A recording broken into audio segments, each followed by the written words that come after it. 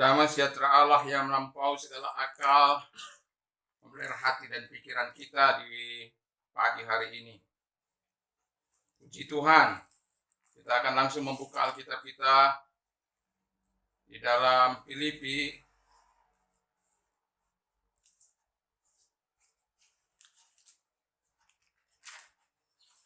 Filipi 2 ayat 12 sampai dengan 18.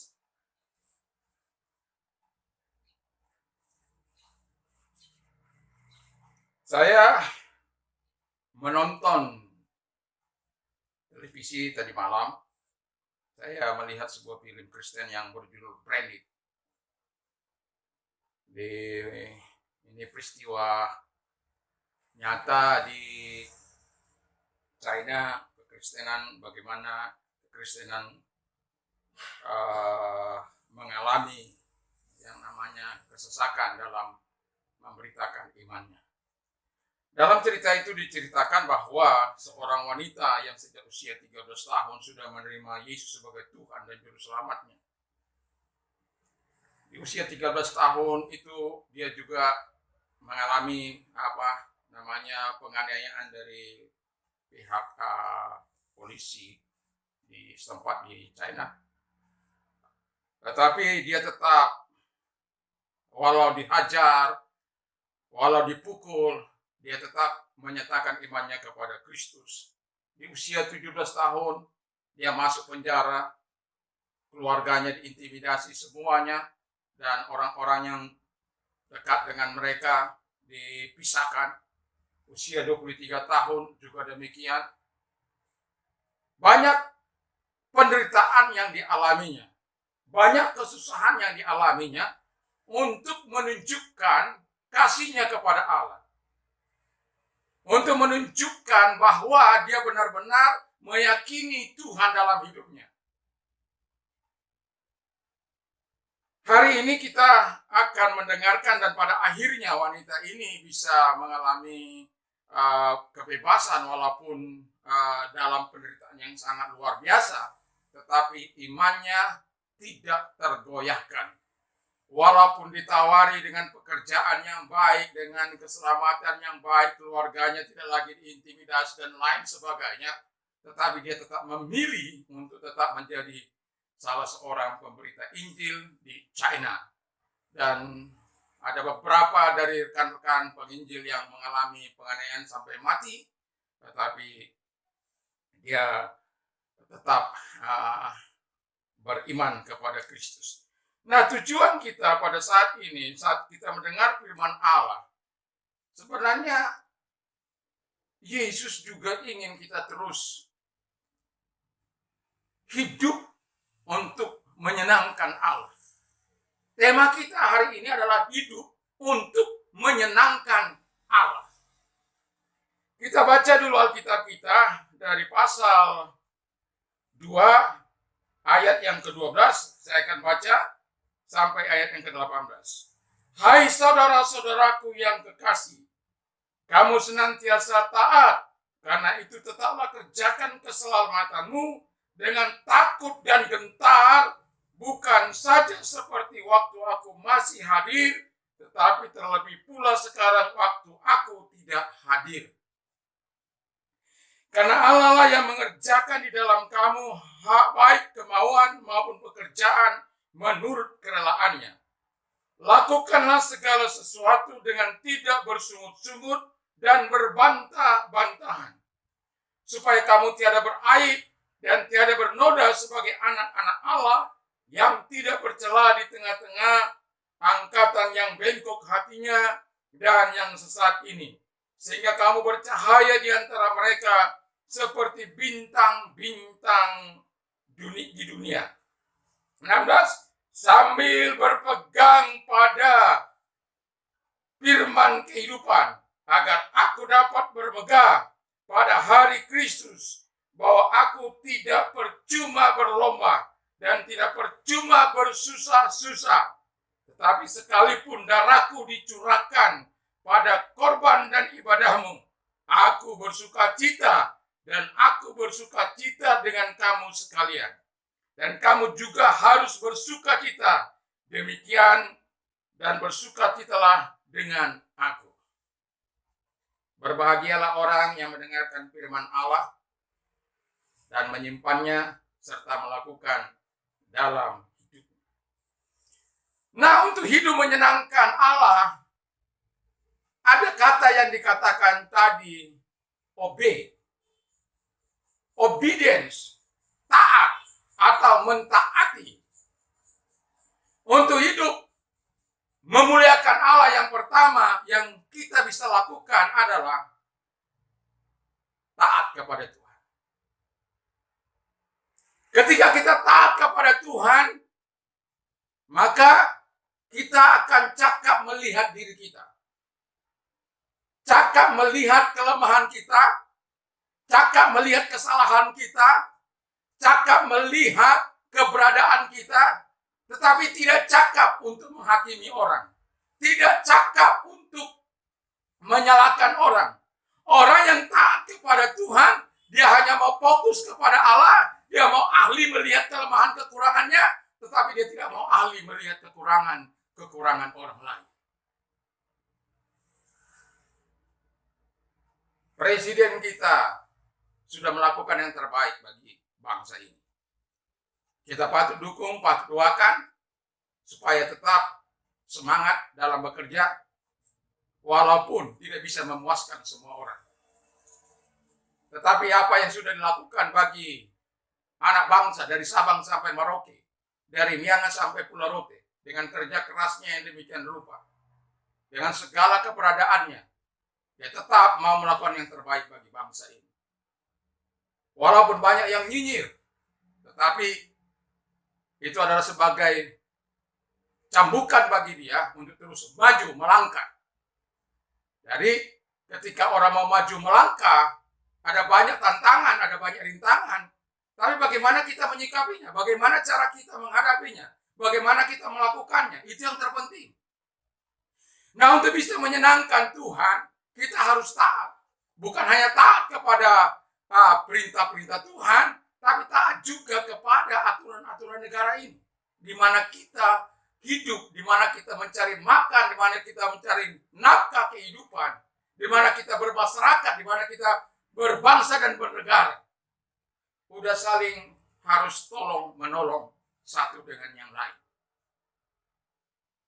Itu sebabnya sebagai anak bangsa, saya mau katakan mari kita taat kepada Tuhan. Orang yang taat kepada Tuhan, saya yakin dia juga akan mentaati pemerintah kita. Ketika pemerintah mengatakan vaksin, Sinovac, vaksin dan lain sebagainya, kita sebagai masyarakat, kita mendukung, kita melakukan yang terbaik. Karena kita memang bagian dari pemerintah, bagian dari masyarakat ini, dan apa yang dipikirkan oleh pemerintah, saya yakin dan percaya pemerintah tidak akan pernah melakukan yang buruk bagi rakyatnya. Saya yakin dan percaya bahwa pemerintah mau melakukan yang terbaik. Nah, demikian juga Tuhan itu senantiasa mau melakukan yang terbaik dalam hidup kita sebagai orang yang percaya.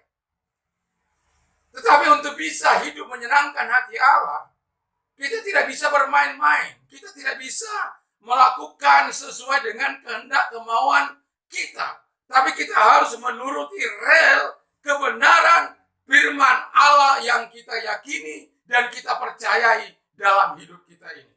Yesus telah memberikan teladan yang sempurna. Yesus telah memberikan teladan yang sangat luar biasa. Dia mati di kayu salib untuk menggantikan kita. Dia taat sampai mati. Maka setialah sampai mati. Itu yang diinginkan oleh Tuhan. Kita bersyukur bahwa di tengah-tengah pandemi yang sangat luar biasa ini, tentu kita bisa melihat bahwa angka kejahatan juga mulai meningkat. Ada banyak orang mengalami dirumahkan, tidak mendapat pekerjaan. Tapi upaya pemerintah untuk tetap mengucurkan bantuan-bantuan kepada mereka-mereka yang dianggap kurang kuat, kurang mampu dalam kehidupan ini atau hampir di bawah garis kemiskinan. Upaya pemerintah begitu luar biasa. Kita patut dukung, kita patut doakan supaya masyarakat Indonesia dari Sabang sampai Merauke bisa menghadapi dengan tetap taat kepada Tuhan yang dipercayainya, seperti kita mempercayai Yesus Kristus, dialah Tuhan yang menolong kita. Kita tidak tahu kapan pandemi ini berakhir. Tetapi satu sikap hidup untuk bisa terus menyenangkan hati Allah, baik di kala susah maupun di kala senang, itu memanglah tidak mudah. Itu proses ujian iman. Bagaimana kita menyikapi kehidupan ini, itu sangat penting. Dan biarkan kita tetap berada dalam jalur itu. Biarkan kita tetap mengerjakan hal yang terbaik. Biarkan kita tetap melakukan hal yang terbaik. Jangan karena kita kekurangan, jangan karena kita tidak punya apa-apa, lalu kita mau melakukan hal-hal yang merugikan orang lain. Saya mengalaminya, mobil saya ditipu orang.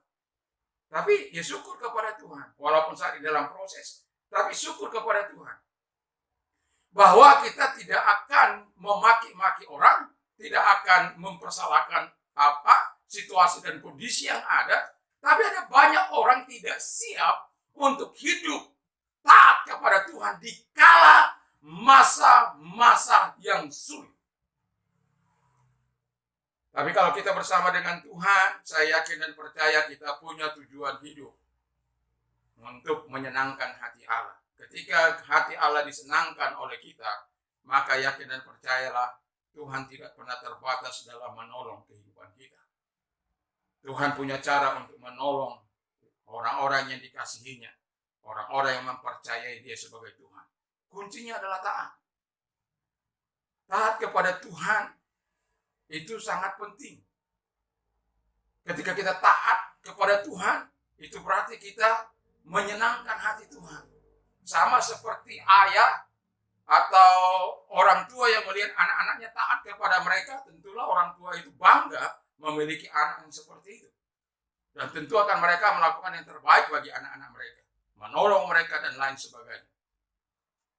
Yang kedua, yang dikatakan oleh firman Allah adalah Allah yang mengerjakan kehendak dalam kehidupan kita. Untuk melakukan apa? Untuk melakukan yang terbaik bagi Dia. Jadi untuk menyenangkan hati Allah, kita sebenarnya tidak punya kekuatan, kita sebenarnya tidak punya kemampuan, kita sebenarnya tidak punya kekuatan untuk melakukan itu. Tapi oleh bantuan Allah, oleh bantuan Yesus Kristus, oleh bantuan Roh Kudus, oleh bantuan firman Allah, kita bisa melakukan kehendak daripada Tuhan itu. Jadi ketika kita mau menyenangkan Tuhan, Tuhan juga akan membantu kita untuk mengerjakan hal-hal yang Dia inginkan. Saya yakin dan percaya kalau orang yang takut akan Tuhan itu, orang yang mengasihi Tuhan itu, orang yang punya tujuan untuk menyenangkan hati Allah itu, pastilah ketika dia mau melakukan kesalahan, Roh Kudus, self control itu akan diberikan kepada kita. Karena ketika kita sudah menerima Tuhan sebagai Tuhan dan Juru Selamat kita, Dia bukan hanya mengubah kita dari tampilan luar atau neos itu, bukan. Neos hanya perubahan yang tampak, yang bisa kita permak dari luar ini. Sama seperti bangunan tua dicat dan lain sebagainya, kelihatan baru kembali setelah mengalami renovasi di sana sini, lalu kelihatan baru kembali. Tetapi kalau kenos yang dikerjakan oleh Tuhan itu dalam kehidupan kita adalah inner heart beauty. Jadi kecantikan dari dalam hati kita ini. Sehingga tidak ada pretend di situ, tidak ada pura-pura di situ. Tidak menyimpan kemunafikan di situ, tidak. Tidak berusaha untuk menjudge orang lain, tidak. Dia hanya bisa melihat, mengintrospeksi dirinya. Kalau ada yang kurang dari orang lain, dia doakan supaya orang itu bisa hidup menurut kehendak Allah yang di surga. Bukan justru mengkopar-kapirkan orang.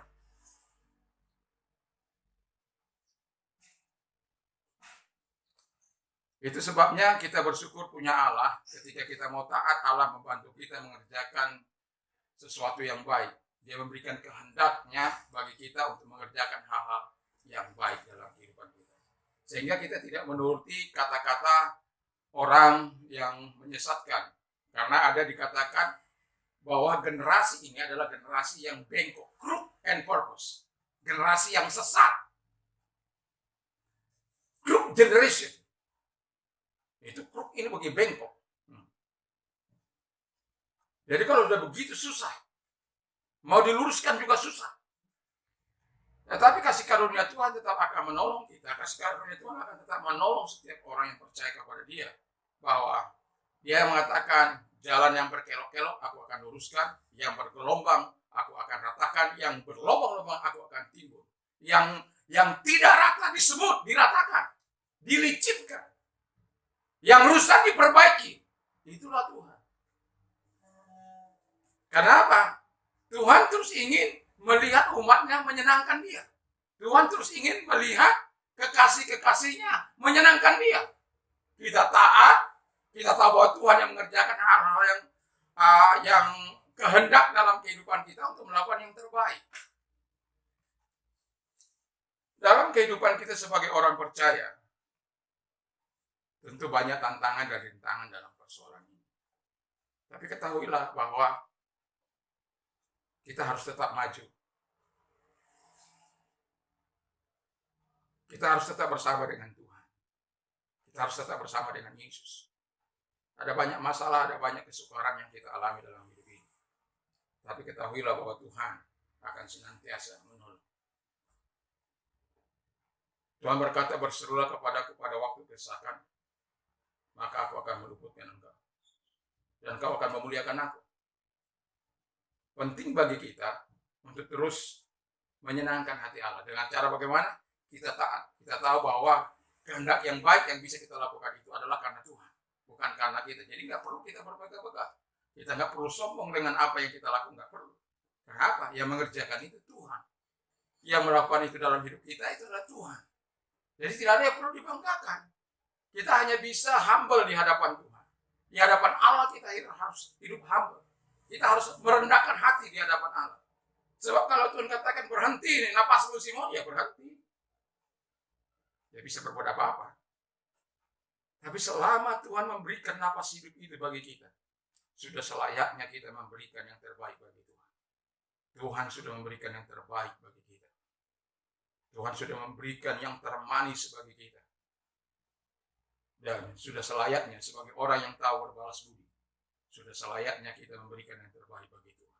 Di tengah-tengah pandemi ini, ada banyak orang tidak bisa beribadah. Tapi kerja bisa. Apa yang salah? Untuk mencari nafkah kehidupan yang berjam-jam itu bisa dilakukan. Maaf, kalau saya harus mengatakan ini. Di tengah-tengah pandemi ini, banyak orang untuk bekerja mati-matian bisa, tapi untuk beribadah 2 jam bersama dengan Tuhan, itu sangat sulit. Jangankan 2 jam, 1 jam. Sangat sulit. Kenapa? Tentu kita mengetahui kadar iman setiap orang tentulah berbeda. Tapi Tuhan mau kita bertumbuh. Sebagaimana engkau sudah menerima Kristus sebagai Tuhan dan Juru Selamatmu, berjalanlah Dia. Berakar dan dibangun di atas Dia. Tetap teguh di dalam iman. Sebagaimana yang sudah diajarkan kepada kita. Dan berlimpah dengan ucapan syukur, kata firman Allah. Dalam Kolose 2 ayat 6 dan 7. Jadi ketika kita mengalami tantangan persoalan ini dalam kehidupan, apalagi di tengah-tengah pandemi yang menyesakkan banyak bangsa, ini bagi saya katakan ini teror dunia. Betapa kecilnya kemampuan manusia itu di hadapan Tuhan. Sampai-sampai masalah penemuan antivirus pun diragukan. Ini berarti betapa kita mempunyai kelemahan yang seharusnya ketergantungan kita kepada Tuhan harus menjadi number one. Percayalah apa yang dikatakan, aku melindungi kamu, aku menjaga kamu, aku memelihara kamu. Percayalah firman Allah itu. Percayalah janji Allah itu. Aku percaya sebab itu aku berkata-kata. Aku beriman kepada Tuhan karena Dia yang menjanjikan segala sesuatu untuk ditepatinya bagi orang-orang beriman. Jadi Dia yang mengerjakan kehendak itu. Dan kita pun belajar untuk melakukan kehendak yang tidak bertentangan dengan kehendak Allah. Yang selaras dengan kehendak Allah. Yang sesuai dengan kehendak Allah. Walaupun mungkin dalam keadaan situasi yang sangat berat. Kita tidak sampai merugikan orang lain.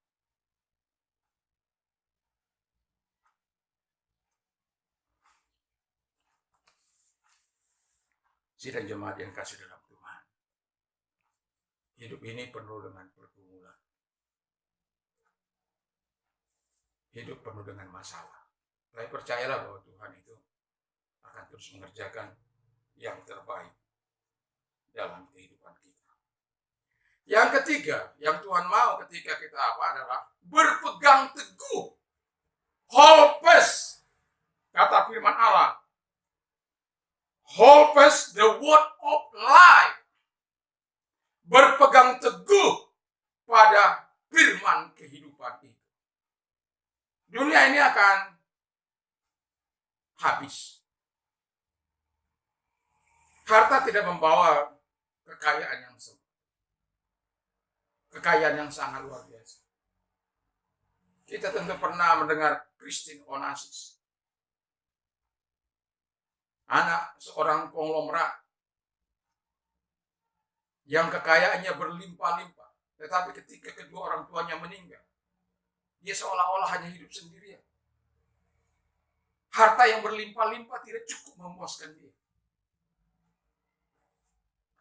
Dia tidak punya pegangan. Harta itu bukan pegangan yang kekal. Harta itu hanya membantu kita hidup dalam dunia ini. Apa yang dicari orang?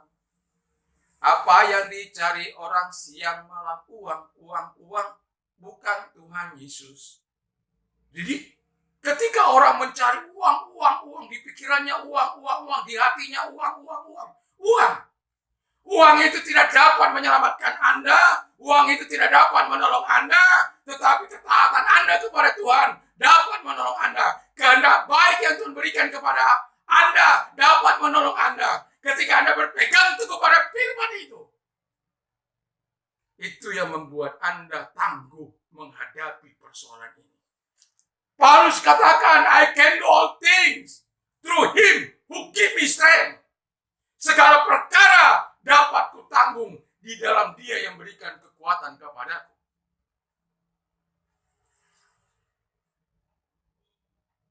Kita bisa melihat bagaimana Tuhan melakukan yang terbaik dalam kehidupan ini. Memang kita tidak seperti melintas di jalan tol, bebas hambatan, tidak. Setiap orang yang beriman akan melalui prosesnya sendiri.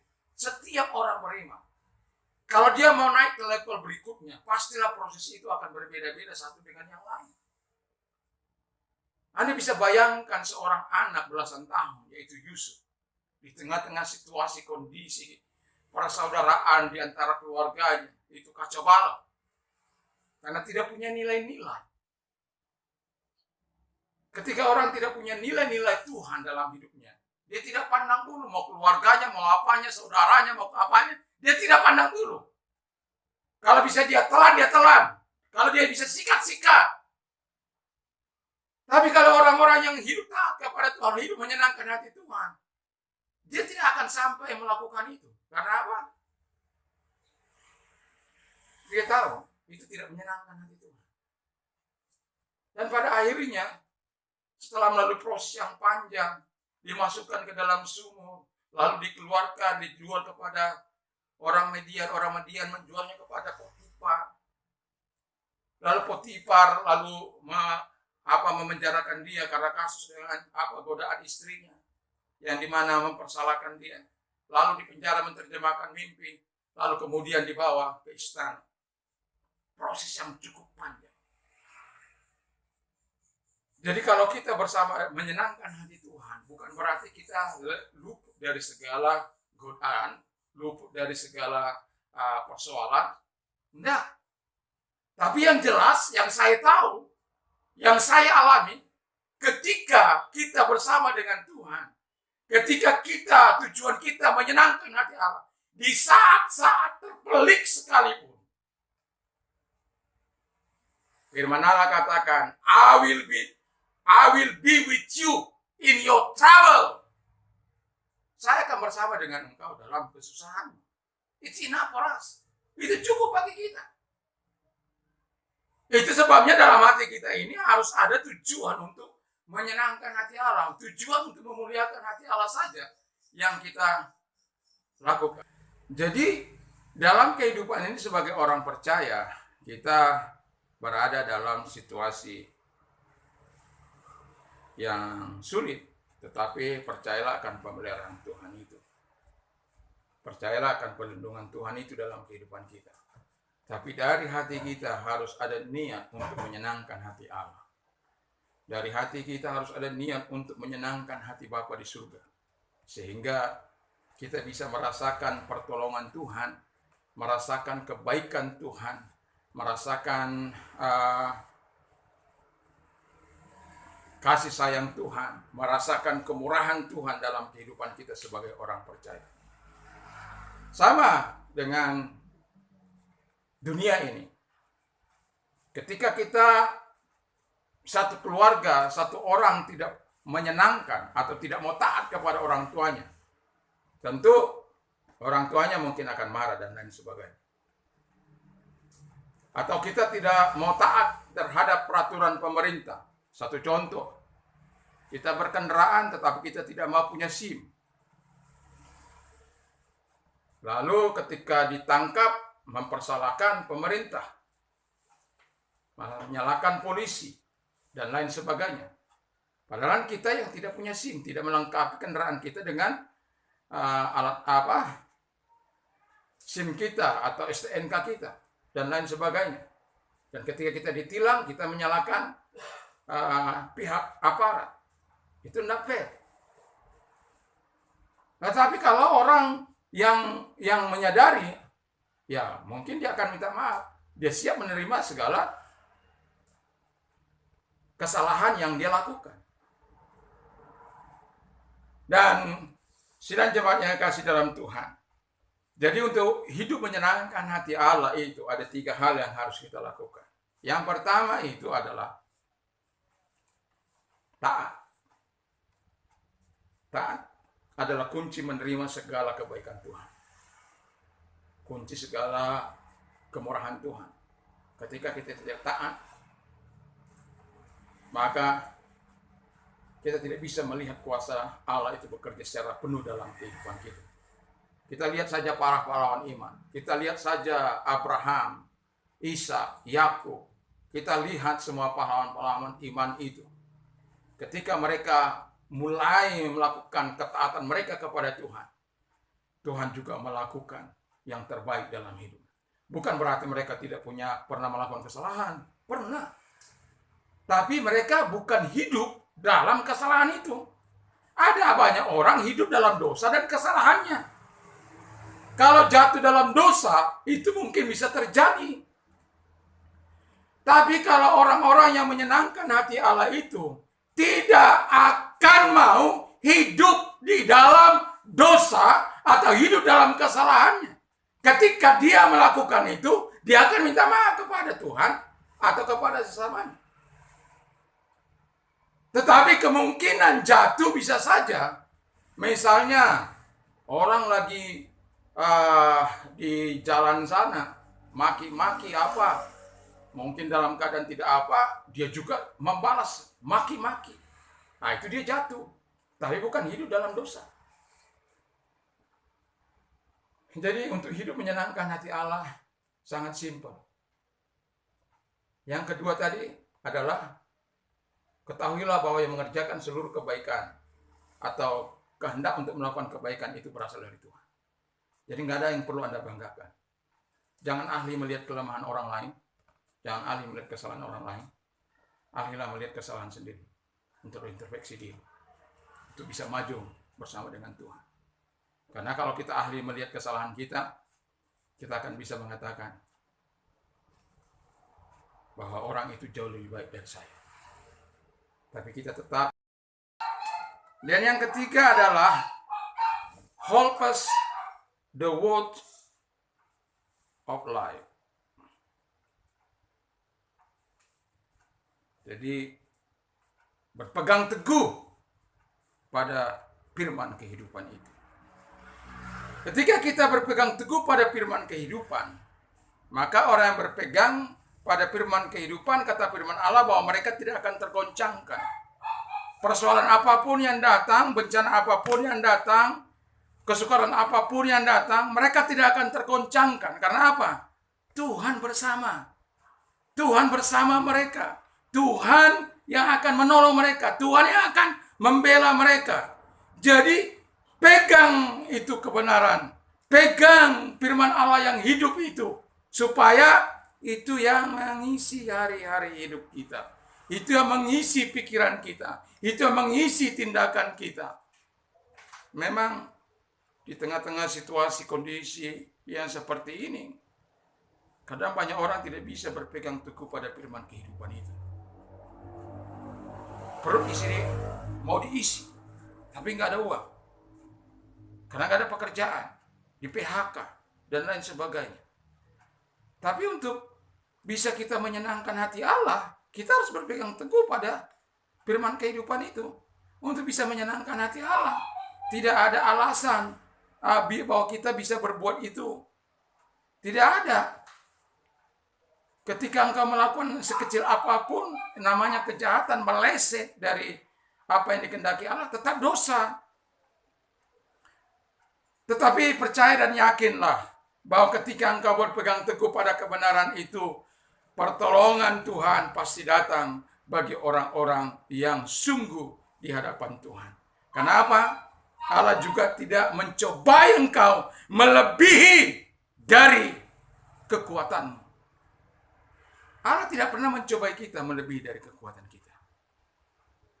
Jadi itu maksudnya apa? Supaya kita tetap bisa menyenangkan hati Allah. Supaya kita tetap bisa menyukakan hati Allah. Menyenangkan hati Allah dalam hidup ini adalah sesuatu yang diharapkan Allah. Jadi ketika kita mau menyenangkan hati Allah, ingatlah bahwa ketika hal ini harus kita lakukan dalam kehidupan kita. Tuhan Yesus memberkati dan hiduplah menyenangkan hati Allah dari sekarang sampai selama-lamanya. Haleluya! Tuhan Yesus memberkati. Haleluya. Amin.